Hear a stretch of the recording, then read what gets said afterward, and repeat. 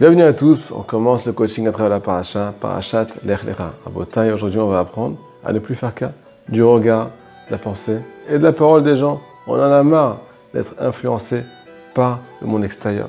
On veut retrouver notre monde intérieur. Et pour ça, il faut beaucoup de force, Rabotai. Beaucoup d'ambition. Mais aujourd'hui, on va vous motiver à travers la paracha.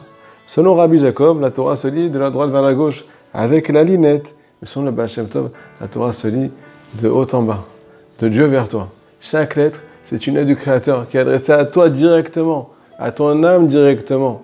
Il y a un message particulier qui est adressé à toi, dans la paracha de la semaine. Akash Baruch Hu dit à Avraham Avinu, Lech Lecha, va vers toi, ou bien plus exactement, va pour toi. Qu'est-ce que ça veut dire? Va vers toi, va pour toi. Me dit Rabbi Nathan Nebrosev. Tous tes chemins, tous tes allées-venues, tous tes voyages, toutes tes pensées, toutes tes ambitions doivent être dirigées vers une seule chose. Découvrir ton potentiel et t'accomplir dans ce monde. Mais la question a été posée, ou bien elle doit être posée. Qu'est-ce que ça lui change à Kadosh Baruch Hu si jamais je vais m'accomplir, si jamais je vais m'épanouir, ou bien si jamais je vais me laisser aller, complètement aller, je ne prends pas mon rôle au sérieux. Eh bien la réponse est toute simple, Rabotai. On s'adressait à ton âme, et cette âme-là, c'est une partie d'Hachem. Cette partie d'Hachem, elle est implantée en toi, et donc elle peut être dévoilée que par toi, uniquement par toi, avec tes défauts, avec tes qualités, avec ta personnalité. Il n'y a que toi qui peux dévoiler Dieu dans ce monde. À Botaï, on est tous une pièce du puzzle. Cette pièce du puzzle, tant qu'elle n'est pas avec toutes les autres pièces, on ne peut pas avoir la photo complète. On ne peut pas découvrir la présence d'Hachem si jamais tu ne descends pas dans ce monde. Nous sommes tous les acteurs principaux, pas du film, mais de notre vie. Et on ne peut pas être figurant. Il y a une parole de Rabbi Nachman de Breslev qui dit, c'est quoi un anniversaire? C'est quoi le jour de la naissance d'un juif? Qu'est-ce que ça représente? Me dit Rabbi Nachman. C'est le jour où Akadosh Baruch Hu a décidé que ce monde ne pouvait plus évoluer sans toi. Rabotai, on a besoin de s'accomplir pour pouvoir dévoiler Dieu dans ce monde. Alors c'est bien beau tout ça, maintenant on aimerait bien un conseil pour pouvoir appliquer. Il y a marqué dans la paracha, Avraham Avinu, c'est Avraham à Ivri. Avraham l'hébreu, c'est quoi l'hébreu? L'hébreu c'est les mêmes lettres que Ever. Avraham Avinu était, Ever était de l'autre côté. L'autre côté du fleuve, il y avait le monde d'un côté et Avraham de l'autre. Pourquoi Avraham a fait ça? Pourquoi il s'est séparé du monde? Rabotai, son papa, c'était le roi d'idolâtrie. C'était celui qui venait voiler la face de Dieu dans ce monde. Et Avraham Avinu, c'est le papa du judaïsme. Vous imaginez la différence entre les deux, entre le père et le fils? Il y en a qui veulent prendre la relève de leurs parents. Et c'est ça qui les fait tomber à Rabotai. Ils n'arrivent pas à être eux-mêmes.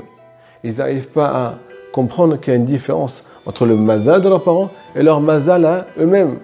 C'est ça qui est marqué dans le pasouk. Lech lecha me'artzecha, va-t'en de ta terre. La terre, c'est l'endroit où tu as grandi. C'est l'atmosphère où tu as grandi.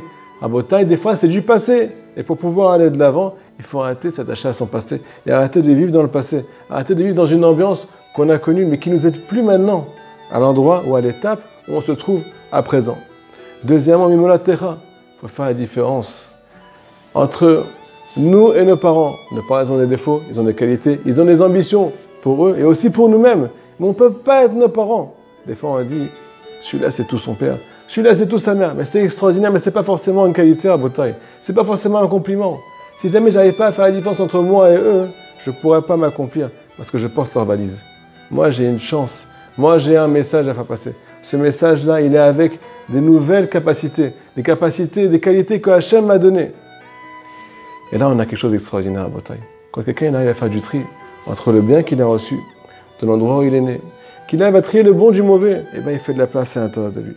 Et quand il y a de la place à l'intérieur de lui, alors on peut construire de nouvelles choses.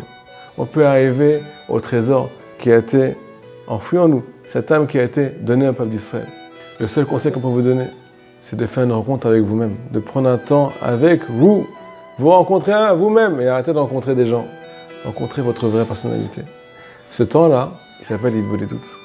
Prendre un temps avec soi. Au milieu de la semaine, au milieu de la journée. S'isoler avec soi-même pour se reconnecter, pour retrouver sa vraie personnalité. Écouter les battements de notre cœur. Écouter les sentiments.